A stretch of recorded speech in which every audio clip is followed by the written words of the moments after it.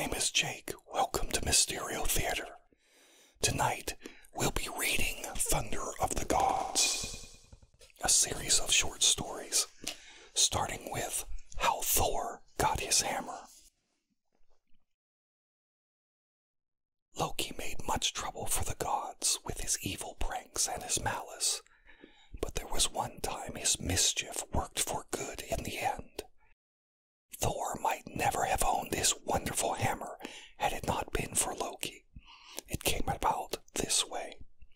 Thor had a beautiful wife whose name was Sif. Her hair was long and yellow and shone like gold in the sunlight. Thor was quite proud of her. One day, while Sif lay sleeping under the trees where Iduna's apples grew, Loki cut off all her hair. He did it for a prank. When Sif woke and discovered the loss of her beautiful hair, she went weeping to Thor. "This is the work of that rascal Loki," cried Thor angrily. "I'll break every bone in his body." He rushed off to look for Loki. It was not long before he found him and seized him. Loki was filled with terror when he saw Thor's anger. He begged for mercy, but Thor would not let him go. "Wait, almighty Thor," begged Loki.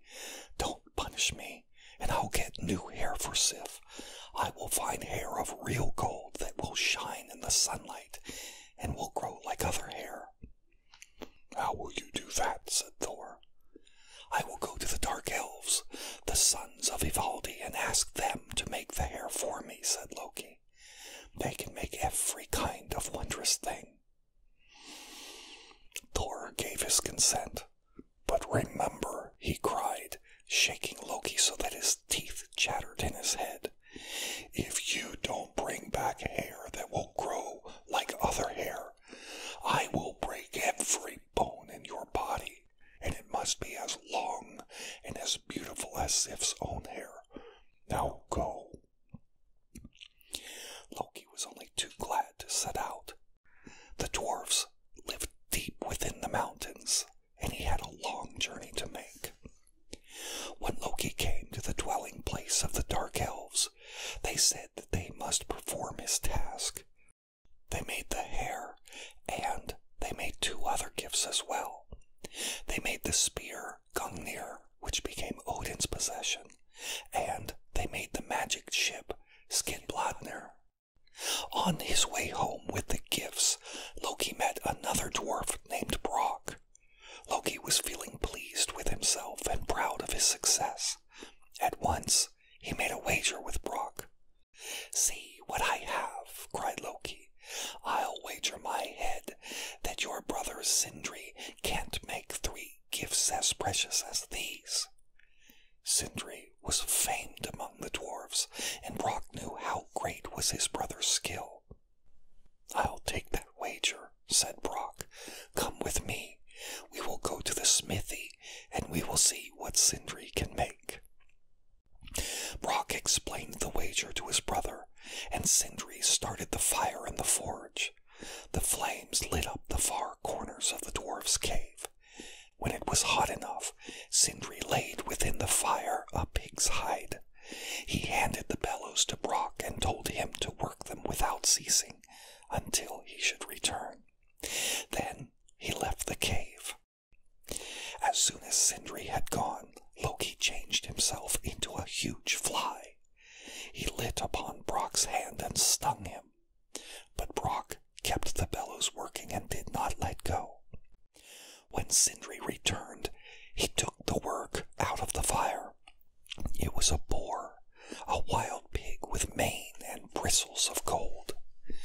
Then Sindri placed gold in the fire and bade Brock work the bellows as before.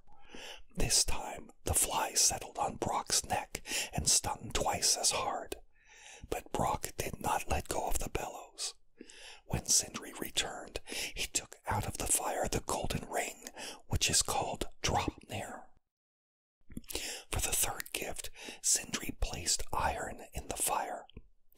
"Keep the bellows going, Brock, or all will be spoiled," said Sindri as as he left the smithy. This was Loki's last chance, and the fly settled between Brock's eyes and stung his eyelids so hard that the blood ran down. The pain and the blood blinded him. Brock had to pause to sweep the fly away. He let go of the bellows with one hand, and only for an instant, but the fire died down. At that moment, Sindri returned and said that what was in the hearth had come near to being spoiled. He took the work out of the fire, and it was a hammer. Sindri gave the 3 gifts to Brock. "Take these to the gods," he said, "and see whose gifts will win the wager." Loki and Brock set off for Asgard, the home of the gods, each bearing his gifts. The gods were called together and met in the great council hall, named Gladsheim. They took their places on the high seats. It was agreed that Odin and Thor and Frey should decide whose gifts were best.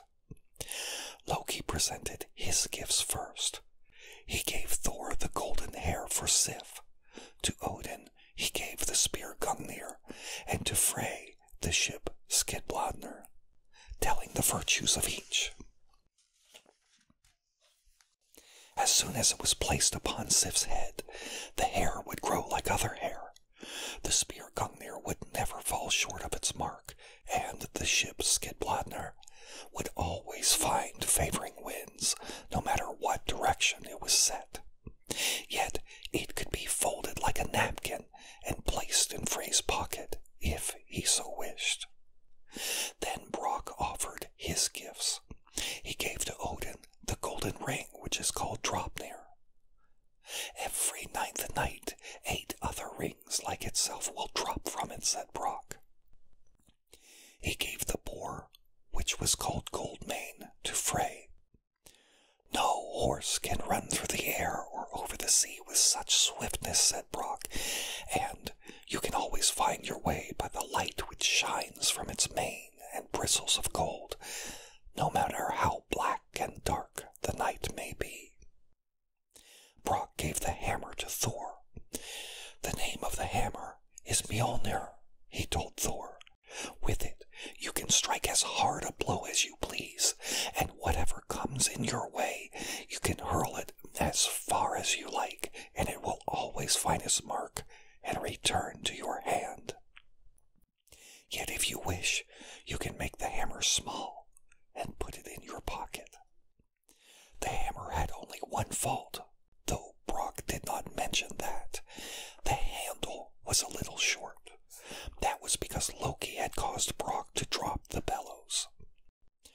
Odin, Thor, and Frey held a council.